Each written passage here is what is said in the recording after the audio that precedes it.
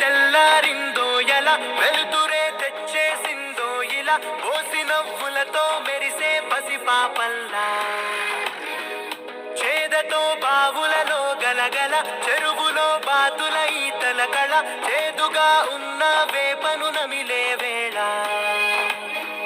చుట్ట పొగ మంచుల్లో చుట్టాల పిలుపుల్లో మాటలే కలిపేస్తూ మనసారా మమతల్ని పండించి అందించు హృదయం.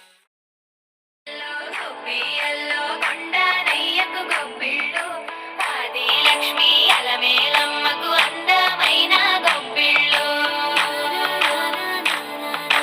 కన్నీటి